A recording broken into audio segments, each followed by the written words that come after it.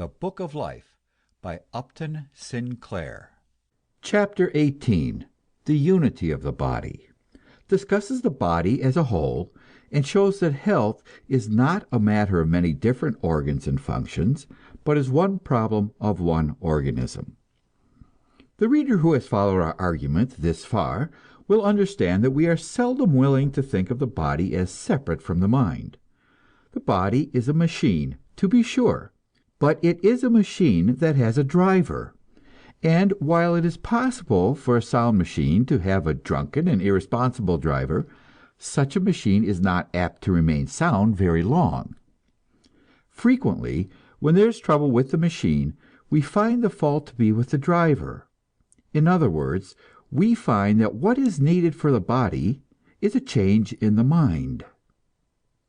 If you wish to have a sound body, and to keep it sound as long as possible, the first problem for you to settle is what you want to make of your life. You must have a purpose, and confront the tasks of life with energy and interest. What is the use of talking about health to a man who has no moral purpose? He may answer, indeed I have heard victims of alcoholism answer, "Let me alone. I have a right to go to hell in my own way." I am aware, of course, that the opposite of the proposition is equally true. A man cannot enjoy much mental health while he has a sick body. It is a good deal like the old question, which comes first, the hen or the egg? The mind and the body are bound up together, and you may try to deal with each by turn, but always you find yourself having to deal with both. Most physicians have a tendency to overlook the mind, and Christian Scientists make a religion of overlooking the body, and each pays the penalty in greatly reduced effectiveness.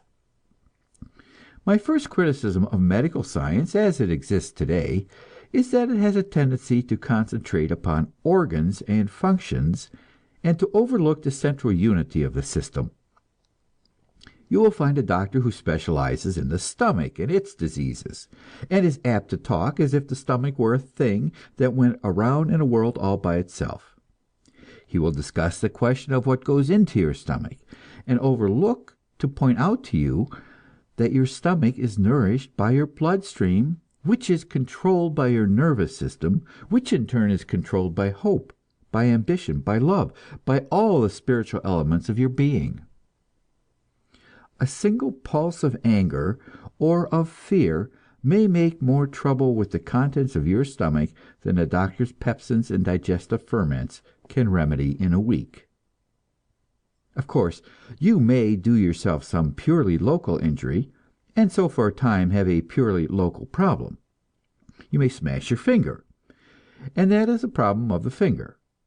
But neglect it for a few days, and let blood poison set in, and you will be made aware that the human body is one organism, and also that, in spite of any metaphysical theories you may hold, your body does sometimes dominate and control your mind. Someone has said that the blood is the life, and certainly the blood is both the symbol and the instrument of the body's unity. The blood penetrates to all parts of the body, and maintains and renews them. If the blood is normal, the work of renewal does not often fail. If there is a failure of renewal, that is, a disease, we shall generally find an abnormal condition of the blood. The distribution of the blood is controlled by the heart, a great four-chambered pump. One chamber drives the blood to the lungs, a mass of fine porous membranes where it comes into contact with the air and gives off the poisons which it has accumulated in its course through the body, and takes up a fresh supply of oxygen. By another chamber of the heart, the blood is then sucked out of the lungs, and by the next chamber it is driven to every corner of the body. It takes to every cell of the body the protein materials which are necessary for the body's renewal, and also the fuel materials which are to be burned to supply the body's energy.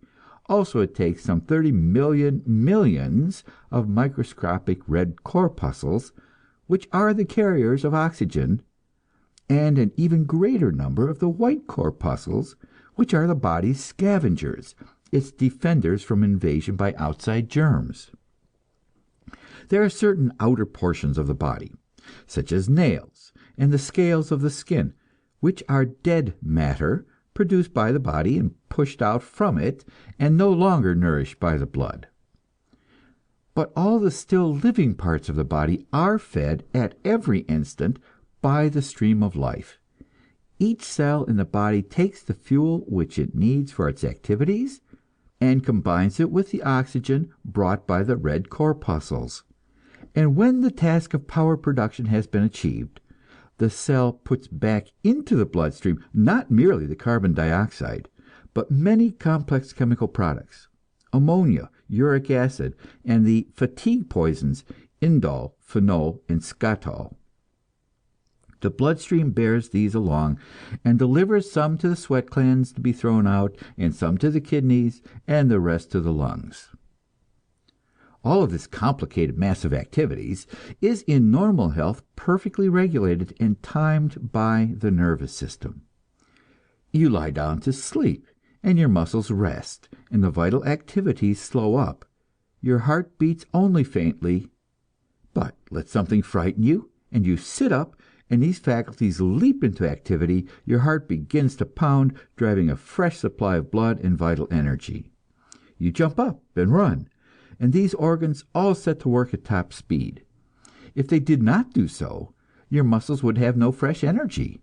They would become paralyzed by the fatigue poisons, and you would be, as we say, exhausted. All the rest of the body might be described as a shelter and accessory to the life-giving bloodstream. All the rest is the bloodstream's means of protecting itself and renewing itself. The stomach is to digest and prepare new blood material.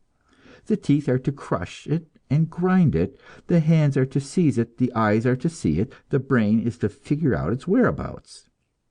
Man, in his egotism, imagines his little world as the center of the universe. But the wise old fellow who lives somewhere deep in the subconsciousness and looks after the welfare of our bloodstream, he has far better reason for believing that all our consciousness and personality exist for him. Now, disease is some failure of this bloodstream properly to renew itself, or properly to protect itself and its various subsidiary organs.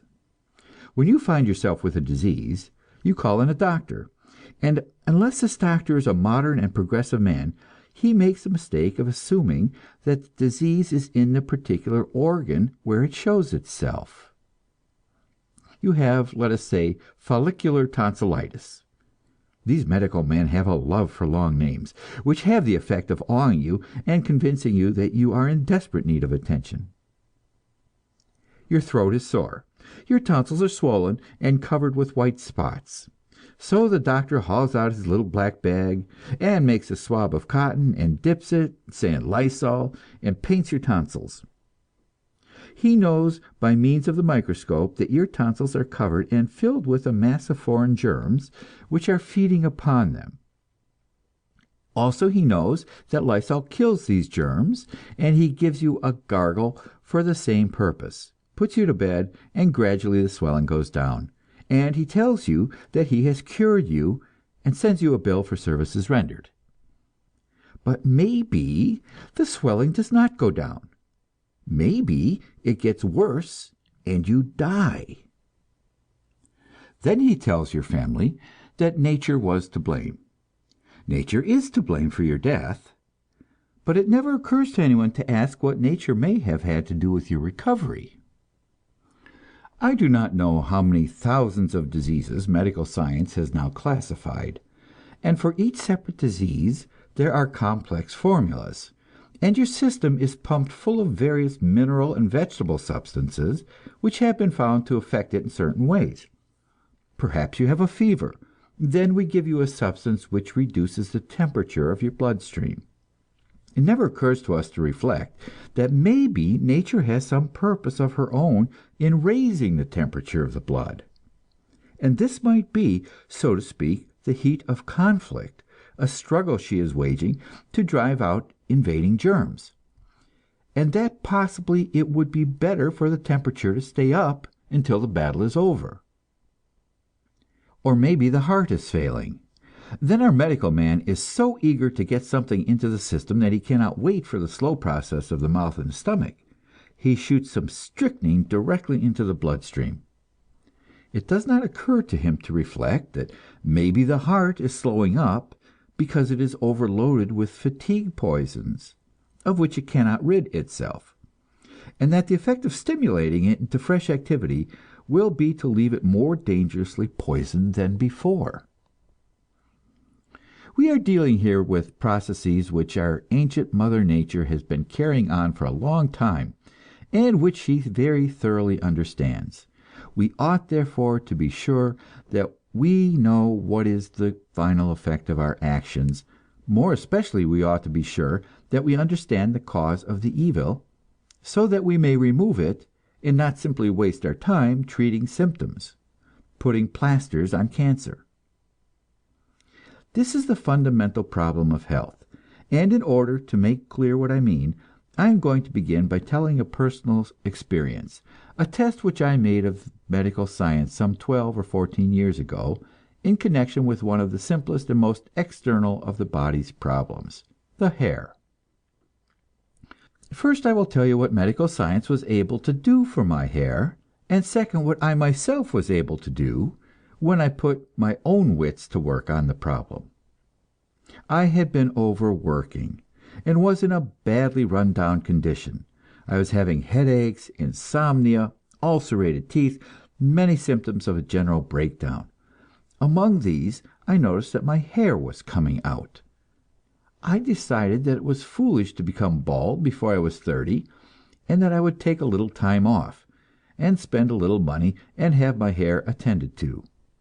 I did not know where to go, but I wanted the best authority available, so I wrote to the superintendent of the largest hospital in New York, asking him for the name of a reliable specialist in diseases of the scalp. The superintendent replied by referring me to a certain physician, who was the hospital's consulting dermatologist. And I went to see this physician, whose home and office were just off Fifth Avenue. He examined my scalp, and told me that I had dandruff in my hair, and that he would give me a prescription which would remove this dandruff and cause my hair to stop falling out. He charged me $10 for the visit, which in those days was more money than it is at present. Being of an inquiring turn of mind, I tried to get my money's worth by learning what there was to learn about the human hair. I questioned this gentleman, and he told me that the hair is a dead substance, and that its only life is in the root. He explained that barbers often persuade people to have their hair singed to keep it from falling out, and that this was an utterly futile procedure, and likewise all shampooing and massage, which only caused the hair to fall out more quickly. It was better even not to wash the hair too often. All that was needed was a mixture of chemicals to kill the dandruff germs, and so I had the prescription put up at a drugstore, and for a couple of years I religiously used it according to order, and it had upon my hair absolutely no effect whatsoever. So here was the best that medical science could do, but still I did not want to be bald. So I went among the health cranks, people who experiment without license from the medical schools.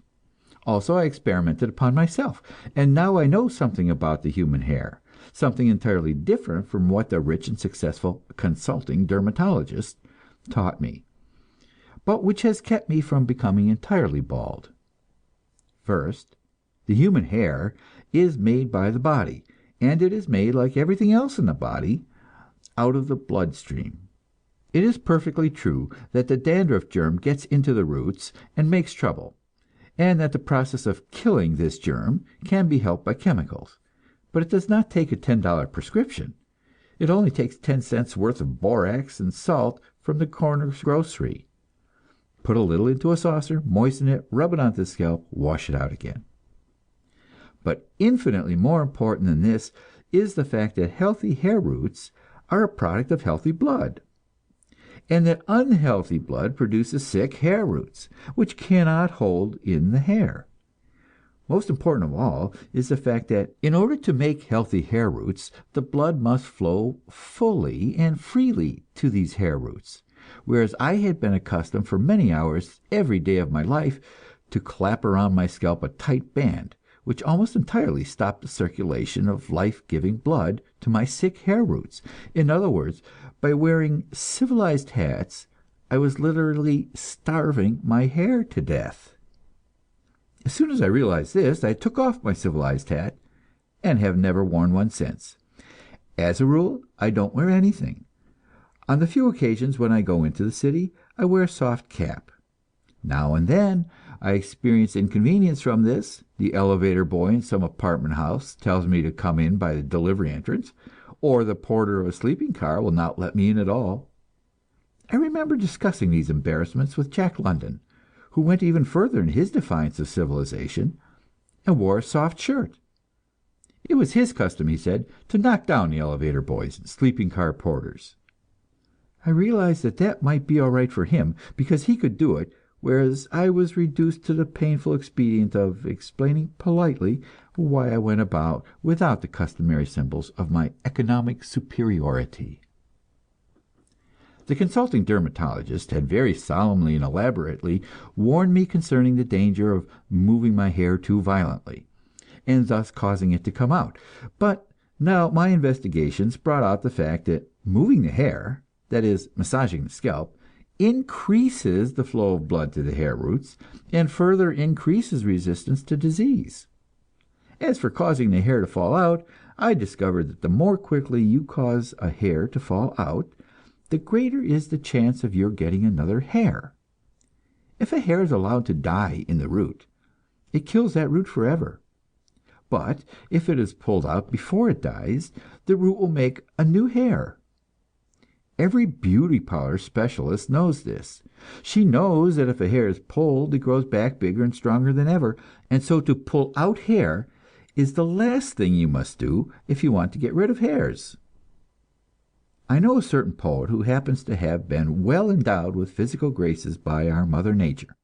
He finds it worthwhile to preserve them, they being accessory to those amorous experiences which form so large a part of the theme of poetry. Anyhow, this poet values his beautiful hair, and you will see him sitting in front of his fireplace reading a book, and meanwhile his fingers run here and there over his head, and he grabs a bunch of hair and he pulls and twists it. He has cultivated this habit for many years, and as a result his hair is as thick and heavy as the fuzzy wuzzies of Kipling's poems. It is a favorite sport of this poet to lure some rival poet into a contest.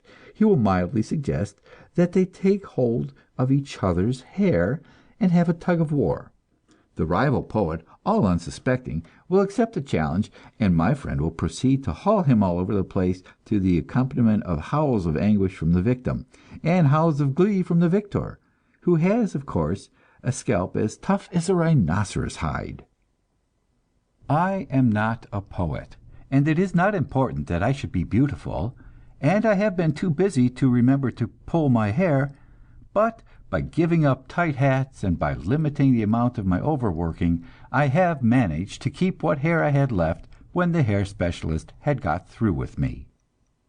I tell this anecdote at the beginning of my discussion of health because it illustrates so well the factors which appear in every case of disease, and which you might understand in seeking to remedy the trouble.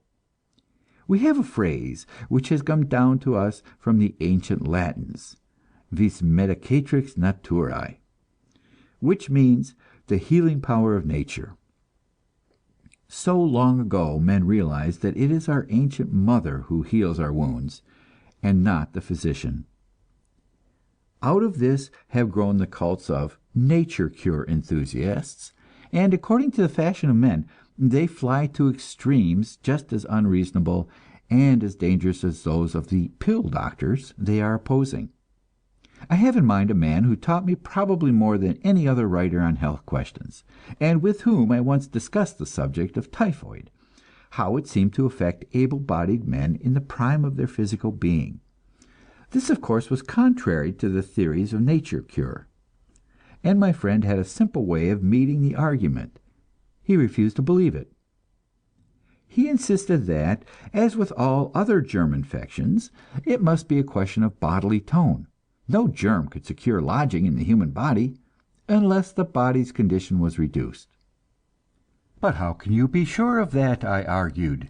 You know that if you go into the jungle, you are not immune against the scorpion or the cobra or the tiger. There is nothing in all nature that is safe against every enemy. What possible right have you to assert that you are immune against every enemy which can attack your bloodstream? We shall find here, as we find nearly always, that the truth lies somewhere between the extremes of two warring schools. Our race has been existing for a long time in a certain environment, and its very existence implies superiority to that environment. The weaklings for whom its hardships were too severe were weeded out. Hostile parasites invaded their bloodstream and conquered and devoured them. But those who survived were able to make in their bloodstream the substance known as antibodies, the opsonins, to help the white blood corpuscles devour the germs. As a result of their victory, we carry those antibodies in our system, which gives us immunity to those particular diseases, or at any rate gives us the ability to have the diseases without dying. Every time we go into a streetcar, we take into our throat and lungs the germs of tuberculosis. Examination proves that we carry around with us in our mouths the germs of all the common throat and nose diseases, colds, bronchitis, tonsillitis. No matter what precautions we might take, no matter if we were to gargle our throats every few minutes, we could never get rid of such germs. And they wage continual war upon the body's defenses. They batter in vain upon the gates of our sound health. But take us to some new environment to which we are not accustomed. Take us to Panama in the old days of yellow fever, or take us to Africa and let the tsetse fly bite us and infect us with sleeping sickness. Here are germs to which our systems are not accustomed, and before them we are as helpless as the ancient knights at arms who had conquered everything in sight and ruled the continent of Europe for many hundreds of years, but were wiped off the earth by a chemist mixing gunpowder. In the Marquesas Islands, in the South Seas, there lived a beautiful and happy race of savages, believed to have been descended long ages ago from Aryan stock. From the point of view of physical perfection, they were an ideal race, living a blissful outdoor life, which you may read about in Melville's Typee, and in O'Brien's White Shadows in the South Seas. This race conformed to all the requirements of the nature enthusiast. They went practically naked, their houses were open all the time, they lived on the abundant fruits of the earth. To be sure, they were cannibals, but this was more a matter of religious ceremony than of diet. They ate their war captives, but this was only after battle, and not often enough to count, one way or the other, in matters of health. They had lived for uncounted ages in perfect harmony with their environment. They were happy and free, and certainly, if such a thing were possible to human beings, they should have been proof against germs. But a ship came to one of these islands and put ashore a sailor dying of tuberculosis, and in a few years 4/5 of the population of this island had been wiped out by the disease. What tuberculosis left were finished by syphilis and smallpox, and today the Marquesans are an almost extinct race. But there is another side to the argument, and one more favorable to the nature cure enthusiast. We civilized men, by soft living, by self-indulgence and lack of exercise, may reduce the tone of our body too far below the standard which our ancestors set for us. And then the common disease germs get us. Then we have colds, sore throats, tuberculosis. The nature cure advocate is perfectly right in saying that there is no use treating such diseases. The thing is to restore the body to its former tone, so that we may be superior to our normal environment and its strains. You know the poem of the one-hoss shay, which was so perfectly built in every part that it ran for 50 years and then collapsed all at once in a heap. But the human body is not built that way. It always has one or more places which are weaker than the others, and which first show the effects of strain. In one person it will take the form of dyspepsia, in another it will be headaches, in another colds, in another decaying teeth, in another hardening of the arteries or stiffening of the joints. But whatever the symptoms may be, the fundamental cause is always the same: an abnormal condition of the bloodstream, and a consequent lowering of the body's tone. Therefore, studying any disease and its cure, you have first the emergency question: are there any germs lodged in the body? And if so, how can you destroy them? As part of the problem, you have to ask whether the bloodstream is normal, and if not, what are the methods by which you can make it normal and keep it so? Also, you have to ask, what are the reasons why your trouble manifests itself in this or that particular organ? Is there some weakness or defect there, and can the defect be remedied? Or can your habits be changed so as to reduce the strain on that organ? Are there any measures you can take to increase the flow of blood to that organ and to promote its activity? In the study of your health, you will find that circumstances differ, and the importance of one factor or the other will vary. But you will seldom find any problem in which all these factors do not enter, and you will seldom find an adequate remedy unless you take all the factors into consideration. End of chapter 18.